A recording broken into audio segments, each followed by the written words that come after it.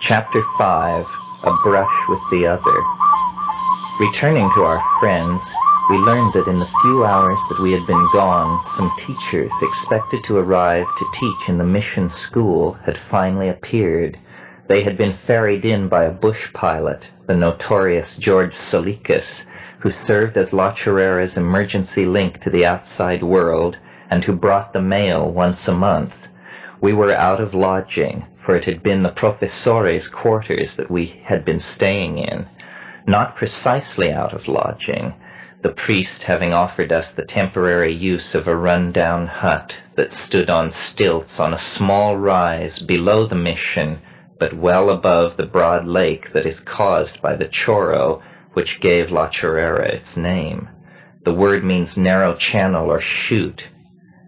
It was in this small hut, instantly christened the Knoll House, that we proposed to live while we arranged to move further into the nearby jungle and away from the somewhat confining atmosphere of the mission. We rested, passed a joint around, and planned our next move. In conversations with the brother, Dave and Vanessa had learned that there was a quite sturdy Witoto house unused and lying down the trail toward the village where our hopes for Ukuhe centered. It normally stood empty, but was now occupied by the people who had brought their children to the mission for the beginning of the school year. It is the practice of the Witoto to leave their children in the keeping of the padres for 6 or more months out of the year, the effect of which on the social self-image of the children is easily imagined. Children were coming from all directions, being brought by their parents who would then return to their own villages until time to reclaim the children. These times of gathering at the mission at the beginning and end of the school year are high points of the Witoto social swirl and an excuse for soccer games and night bailes, for the Witoto are inveterate dancers. We were in the midst of such a gathering time, but in a few days all the families would leave and there would be ample empty housing in the jungle. Dave, Dennis, and Vanessa had already inspected one place and determined it to be ideal, close to good insect and plant collecting, and definitely in the jungle itself. We transferred our equipment to the Knoll House and reslung our hammocks. It was cramped, but would do until we could move into the forest. Then, almost in a collective motion, we set out in the early afternoon to the pasture behind the mission. Find the mushrooms. That was the thought on everyone's mind. We returned at evening to the house, each with 6 or 8 carefully chosen specimens. These we ate, and then, as the evening's trip deepened, we smoked joints rolled out of shavings of the freshly gathered Banisteriopsis caapi. The caapi smoke was delicious. It smelled like light incense, and each toke synergized beautiful slow-motion volleys of delicate hallucinations, which we immediately dubbed vegetable television. Each burst of imagery would last about 15 minutes and subside. Then it was time to take another hit of the caapi smoke. The effects persisted a couple of hours. We triggered it repeatedly and excitedly discussed it as an example of the sort of things that sophisticated shamanic technicians have been whipping up for each other's amazement since the late Paleolithic. Our conversation drifted toward and around the possibilities of violations of normal physics and the psychological versus naive realist views of shamanic phenomena, especially the obsidian liquids that ayahuasqueros are said to produce on the surface of their skins and use to look into time. The question of whether or not such things are possible is actually a more gut issue in disguise.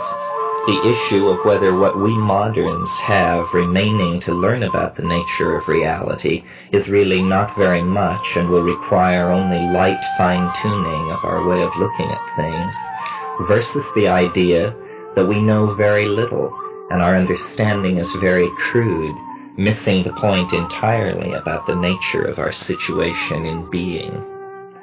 Conversation waxed hot and heavy. Ev, Dennis, and I, passionate defenders of the latter view, Vanessa and Dave insisting on a psychological reductionist approach to the unusual events.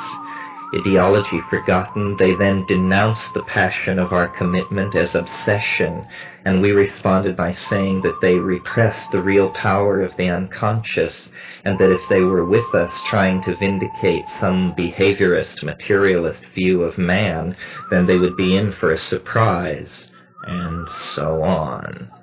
Tension had simmered under the surface for weeks, and the life of an expedition is full of stress and aggravated difference. But I believe that the real point of tension even then was the sense of something in the mushroom experience that was pulling everyone toward it, or at least precipitating a situation where one had to decide whether to go deeper into a dimension whose outline ahead of us could not be seen. Each trip was a learning experience with an unexpected conclusion. The three of us were delighted, psychedelic, ready to strip down and climb into the alchemical fountain and take the measure of the thing from the inside. Call it Faustian, call it obsessed, that was our position. I called it continuing the program of investigations that brought us to La Chorrera in the first place. For Vanessa and Dave, the reality of the dimension we were exploring, or rather our growing insistence that somehow it was a dimension with elements more than psychological, was operating like a threat. There we were, a group sharing a common set of symbols, completely isolated in the jungle, struggling with an epistemological problem upon whose solution our sanity would eventually seem to depend. And so, and in short, Dave and Vanessa withdrew from us, withdrew from the excited speculative conversations with their intimations of the possibility of being overwhelmed from the unseen. There were no arguments or scenes, but a tacit and mutual understanding that a fork in the road had been reached, and that some of us were committed to going deeper into the idea systems of the mushroom trance, and some were disturbed by the sudden depth of things and preferred to pass on this occasion. The cramped knoll house and the polarizing of two approaches toward further tripping combined to inspire Vanessa to expand her checker-playing contacts with the police garrison of three very displaced young Colombians. After several closely fought games, she had a full-fledged invitation to relieve our crowded conditions by moving with Dave into an unused riverside house nominally in the care of the police. Later, this house, which was at the river landing of La Chorrera, would be the site of my own UFO encounter, but that was in a future long days away from the afternoon of our vegetable television trip when Vanessa and Dave took down their hammocks and moved down the hill to the promptly named Riverside House. It was a beautiful day, and their departure was friendly. They would spend more time in the water now, Vanessa laughed. It was the 6th day of our residence at La Chorrera. We had taken the mushrooms 3 times. We were healthy, relaxed, and delighted with ourselves for having come so far in such good shape. There were insects and plants to collect, and the lake beneath the Chorro to swim in. My new relationship with Ev seemed promising and well launched by then. We were being lulled by the warm tropical sun in the depthless blue sky. Something was about to happen.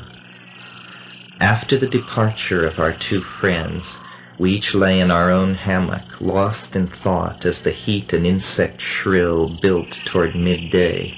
My journal entries had already ceased, my busy writing now replaced by long flights of reverie, dizzying and beautiful, the faint traces of the deepening of the contact, though I did not then recognize it for that.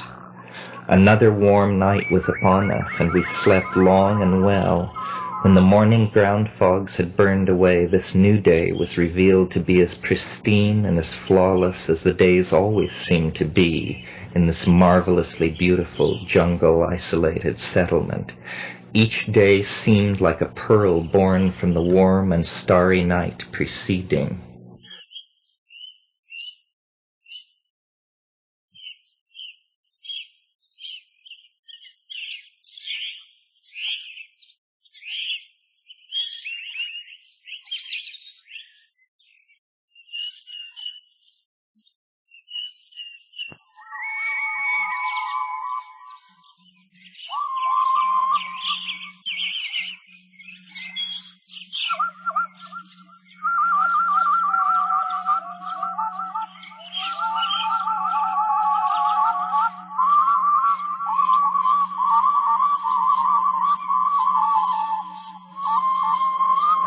We used that day to explore the lake edge in the direction of the Choro.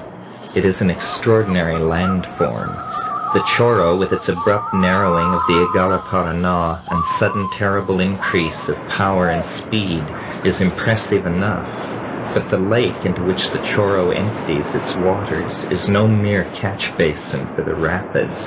Rather, it is the site of some ancient geological catastrophe that shattered the basaltic layer deep beneath the earth's surface, peeling back a great hole and laying thousands of house-sized rock fragments on the cliff-edged northern side of the lake. The mission is perched on the top of this basaltic knoll and is the highest point in the immediate vicinity.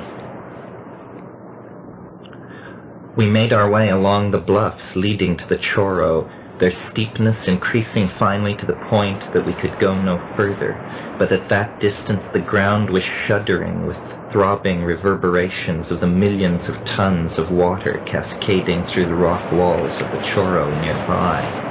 Unusual ground-clinging plants seemed endemic there in that turbulent atmosphere of mist-whipped sand and thundering noise. The feeling of being so small among such sharply shattered stone and close to such energy was eerie and somewhat disturbing. I felt a very considerable amount of relief as we climbed hand over hand up the bluffs and made our way back through the meadows and pastures that the mission had cleared over the years with the free labor of the Witoto children. Once back on level ground, and still well within the aura of sound made by the Choro, we rested. There, on the point of land overlooking the entire surrounding area, the mission had established a small cemetery. Within the rudely fenced hexagonal area, perhaps 24 graves, many of them obviously of children, were eroding away. The shocking red of the lateritic soil was laid bare here. It was a place touched with sad loneliness, even on a perfect sunny day. Our respite finished, we hurried away from the odd combination of emptiness, solitude, and the distant roar of moving water. Our walk, and exposure to so much sun and stone, sent us as if by instinct toward the unbroken green wall of the jungle across the pastures behind the mission. Broad sandy trails led to the system of Witoto, Bora, and Muinani villages that are the indigenous component of Comissaria Amazonas, the rest being a few missions, police, and unclassifiables, traders mostly, and ourselves. We wandered down the trail, checked on our home-to-be, and found it still occupied. Returning through the pastures under a spectacular sunset, we gathered more mushrooms, enough for Ev, Dennis, and me to each take more than we ever had before. How much? Perhaps 20 mushrooms apiece. It was during that walk through the pasture that I noticed for the first time, or at least mentioned for the first time, that everything was very beautiful, and I felt so good that there was a strange sense of being in a movie, or somehow larger than life. Even the sky seemed to have a slight fisheye lens effect, as though everything was slightly cinematic. What was this? Was it a slight distortion of space brought on by accumulating levels of psilocybin? Psilocybin can induce similar kinds of perceptual distortions. I felt 10 feet high, just a touch of the superhuman. It was odd, but very pleasing.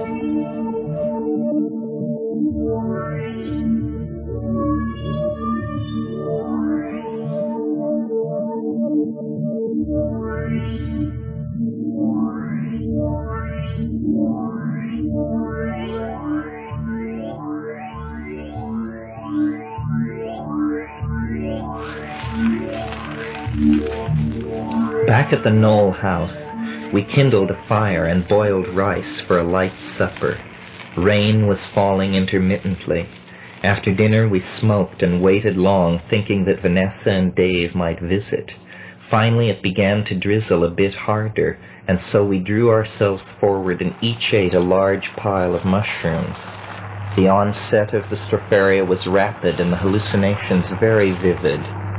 But after an hour or so, the experience did not seem to be particularly different from the earlier trips, in spite of the larger dose. We had come out of our reveries and were conversing softly about our reactions.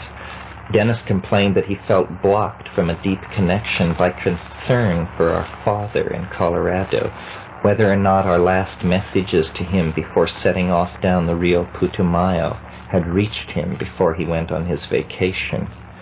Dennis seemed melancholy, a state of homesickness in combination with a hallucinogen, I supposed.